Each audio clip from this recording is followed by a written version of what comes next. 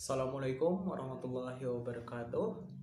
Perkenalkan, saya Muhammad Spianor dari jurusan Hukum Ekonomi Syariah Fakultas Syariah dari mahasiswa Universitas Islam Negeri Antasari Banjarmasin yang bernomor induk mahasiswa 19010204046 Di sini saya membuat video mengenai analisis SWOT terhadap Fatwa Istisna nomor 6 tahun 2000 tentang jual beli istisna.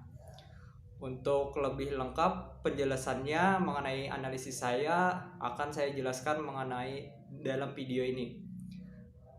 Harap disimak dan diperhatikan baik-baik. Terima kasih.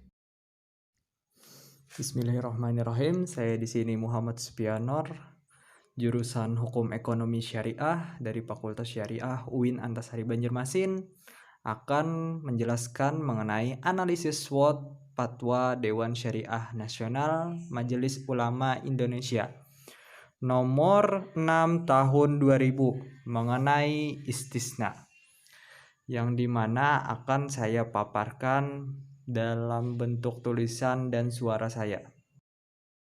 Ya, baik. Sebelum kita memasuki pembahasan utama, yaitu analisis SWOT terhadap Fatwa Dewan Syariah Nasional Majelis Ulama Indonesia nomor 6 tahun 2000 mengenai istisna, ada baiknya kita mengetahui terlebih dahulu apa itu istisna. Jual beli istisna adalah salah satu akad dalam transaksi keuangan syariah, yaitu jual beli dalam bentuk pemesanan pembuatan barang tertentu dengan kriteria, persyaratan, dan harga tertentu yang disepakati antara pemesan, pembeli atau mastasni, dan penjual pembuat atau yang disebut sani. Hukum istisna ini sendiri diperdebatkan oleh para ulama. Pendapat pertama menyatakan bahwa istisna adalah akad yang tidak berarti dan batil. Transaksi menggunakan akad istisna adalah transaksi yang haram dan tidak sah. Pendapat ini dikemukakan oleh mazhab Hambali dan salah seorang ulama terkemuka mazhab Hanafi, Jufar bin Al-Huzail Al-Anbari. Pendapat kedua menyatakan bahwa istisna adalah salah satu bentuk akad salam. Akad ini boleh dilakukan dalam bertransaksi asal syarat-syarat yang tertuang di dalam syarat salam terpenuhi. Apabila syarat-syarat salam tidak terpenuhi, maka akad istisna akan menjadi tidak sah dan batil. Pendapat ini dikemukakan oleh mazhab Maliki dan Syafi'i. Pendapat ketiga menyatakan bahwa istisna adalah akad yang benar dan halal. Pendapat ini dikemukakan oleh kebanyakan ulama penganut mazhab Hanafi dan kebanyakan fuqaha di dunia modern. Dewan Syariah Nasional atau disingkat DSN, Majelis Ulama Indonesia atau disingkat MUI, menganggap bahwa masyarakat membutuhkan fasilitas pembiayaan berdasarkan prinsip jual beli istisna ini. Apalagi lembaga keuangan syariah atau LKS pun juga memiliki kepentingan untuk memberikan fasilitas tersebut kepada masyarakat. Mempertimbangkan dua hal ini, Dewan Syariah Nasional Majelis Ulama Indonesia menganggap perlu menetapkan fatwa tentang jual beli istisna agar dalam praktik yang dilakukan oleh masyarakat dan lembaga keuangan syariah tidak bertentangan dengan prinsip-prinsip syariah. Maka pada tanggal 4 April tahun 2000 bertepatan dengan tanggal 29 Zulhijjah 1420 Hijriah, Dewan Syariah Nasional Majelis Ulama Indonesia mengeluarkan fatwa nomor 6 Dewan Syariah Nasional Majelis Ulama Indonesia _4 Romawi _ tahun 2000 tentang jual beli istisna. Fatwa tersebut pada dasarnya menyatakan bahwa bertransaksi dengan akad istisna dapat dibolehkan dengan beberapa persyaratan tertentu, baik syarat terkait dengan pembayaran maupun syarat yang berhubungan dengan barang yang menjadi objek istisna. Sebagaimana fatwa-fatwa Dewan Syariah Nasional Majelis Ulama Indonesia yang lain, fatwa tentang istisna disertai dengan beberapa dalil hukum yang menjadi landasan fatwa tersebut. Namun, jika diperhatikan dalil-dalil yang dijadikan landasan fatwa itu terlihat sangat minim dibanding dengan dalil-dalil hukum yang digunakan untuk transaksi jual beli lainnya. Salam dan mudharabah. Isi Fatwa Dewan Syariah Nasional Majelis Ulama Indonesia Nomor 6 Tahun 2000. Fatwa DSN MUI atau Dewan Syariah Nasional Majelis Ulama Indonesia tentang istisna terdiri dari klausul pertimbangan yang berisi latar belakang mengapa dibutuhkan fatwa tersebut dan dasar pelaksanaan kegiatan yang sudah dipraktekkan oleh lembaga keuangan syariah. Klausul ini terdiri dari 3 poin. Poin pertama berisi penegasan bahwa masyarakat memerlukan transaksi dalam bentuk istisna. Poin pertama ini lengkapnya berbunyi bahwa kebutuhan masyarakat untuk memperoleh sesuatu sering memerlukan pihak lain untuk membuatkannya.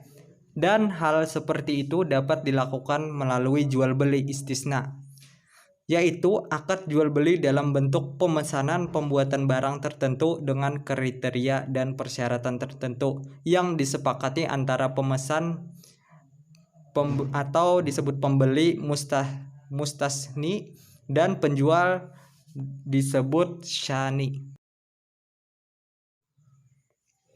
Poin kedua menegaskan bahwa pada kenyataan transaksi istisna sudah dilakukan oleh lembaga keuangan syariah.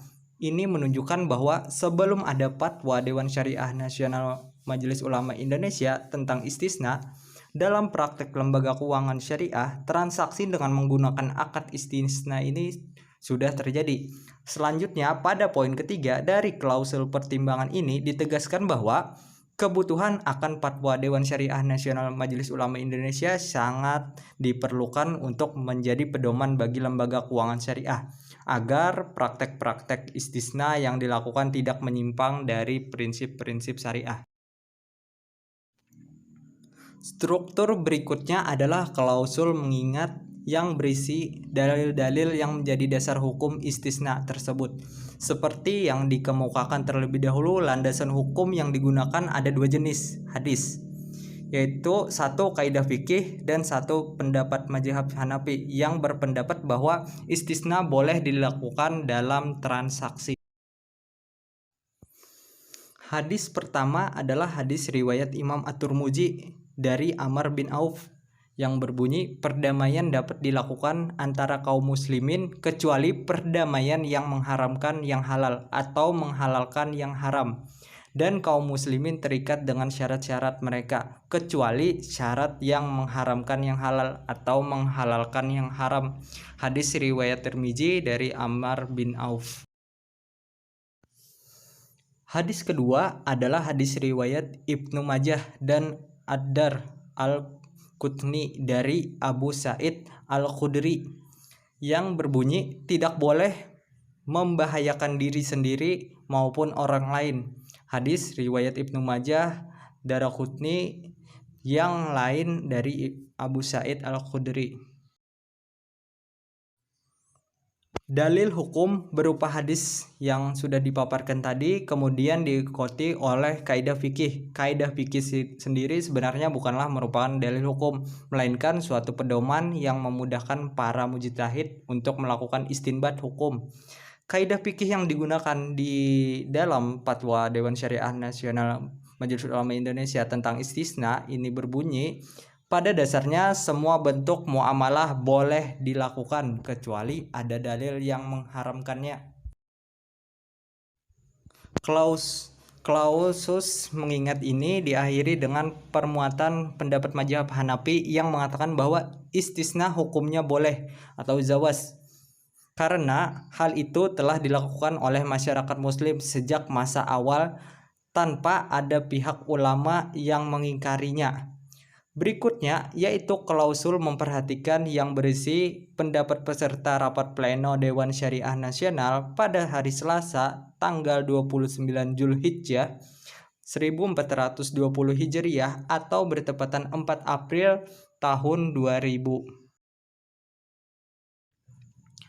Pertama, ketentuan tentang pembayaran. 1. Alat bayar harus diketahui jumlah dan bentuknya, baik berupa uang, barang, atau manfaat. Kedua, pembayaran dilakukan sesuai dengan kesepakatan. Ketiga, pembayaran tidak boleh dalam bentuk pembebasan hutang. Kedua, ketentuan tentang barang. 1. Harus jelas cirinya dan dapat diakui sebagai hutang. Kedua, harus dapat dijelaskan spesifikasinya.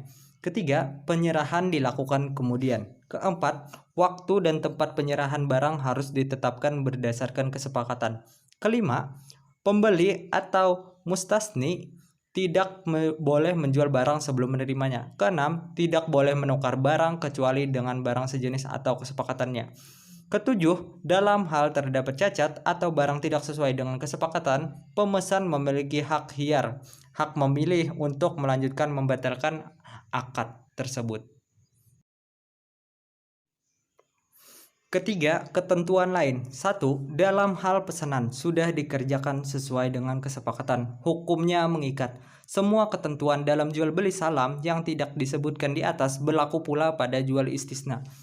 Jika salah satu pihak tidak menunaikan kewajibannya atau jika terjadi perselisihan di antara kedua belah pihak, maka penyelesaiannya dilakukan melalui badan arbitrase syariah. Setelah tidak tercapai kesepakatan, melalui musyawarah. Fatwa yang sudah saya jelaskan tadi ditetapkan di Jakarta pada tanggal 29 Zulhijjah 1420 Hijriah atau bertepatan 4 April tahun 2000 Masehi, yang ditandatangani oleh Ketua Profesor Kiai Haji Ali Yapi dan Sekretaris Dr. Andes Haji Najri Adalani. Sekarang kita masuk ke pembahasan utama, yaitu analisis SWOT. Pertama, strength atau kekuatan. Terdapat dua hadis yang digunakan oleh Dewan Syariah Nasional Majelis Ulama Indonesia sebagai landasan hukum untuk menetapkan fatwa tentang jual beli istisna ini. Hadis pertama adalah hadis riwayat Imam At-Tirmidzi. Hadis ini tidak secara eksplisit berbicara tentang jual beli istisna. Abu Isa mengatakan bahwa hadis ini adalah hadis hasan sahih. Kekuatannya itu yang kedua, beberapa ahli hadis bahkan menyebutkan bahwa hadis ini berstatus sahih. Maka jika ditinjau dari sudut pandang akurasi hadis sebagai landasan hukum, hadis ini sudah memenuhi syarat untuk dijadikan hujah hukum. Masih berbicara mengenai kekuatan dari fatwa, hadis ini banyak digunakan oleh Dewan Syariah Nasional Majelis Ulama Indonesia sebagai dasar dalam pengambilan keputusan. Selain fatwa tentang istisna nomor 6 DSN MUI _4 Romawi _2000, hadis ini dipakai juga dalam fatwa DSN MUI tentang musyarakah mutanakisah nomor 73 DSN MUI _11 2008 fatwa tentang musyarakah nomor 8. Isi hadis tersebut membicarakan tentang kebolehan melakukan perdamaian di antara kaum muslimin dalam hal yang tidak menghalalkan yang haram atau mengharamkan yang halal.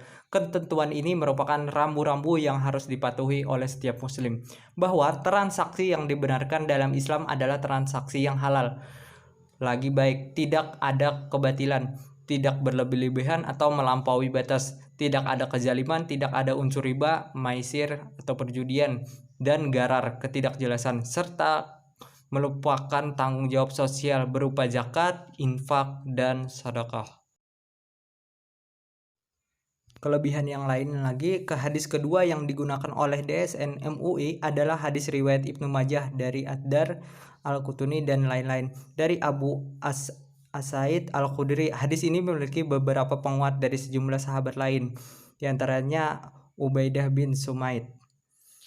Hadis ini dinilai hasan oleh An-Nawawi dalam Arba'in, Ibnu Rajab dalam Jami'ul Ulum wal Al-Hikam, Syekh Al-Albani dalam Silsilah Al-Hadis Sahihah nomor 280, dan Sahih Kitabul Az-Zakar wa Daifu Maka hadis ini termasuk dalam kategori hadis sahih yang dapat dijadikan hujjah.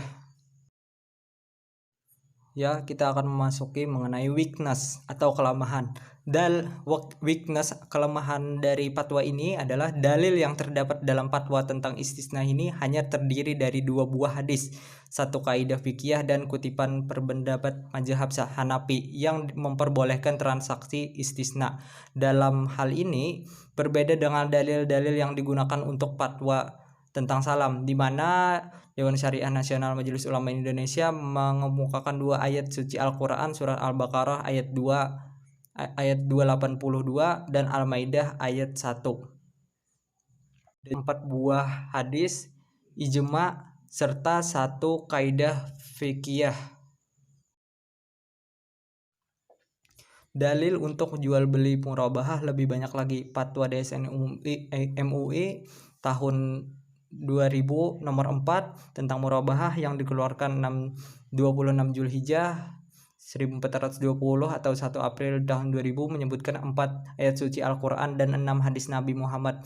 Keempat ayat tersebut ialah surah An-Nisa ayat 29, ayat 275 surah Al-Baqarah, ayat pertama surah Al-Maidah dan ayat 280 surah Al-Baqarah, ayat pertama surah Al-Maidah dan ayat 280 surah Al-Baqarah. Sedangkan 6 hadis yang digunakan sebagai dalil hukum adalah hadis riwayat Al-Baihaqi, Ibnu Majah, At-Tirmidzi, Al-Jamaah, An-Nasa'i, Abu Daud, dan Ahmad, dan riwayat Ar-Rajiq dari Zaid bin Aslam. Kemudian dikemukakan pula ijma dan 1 kaidah fikih.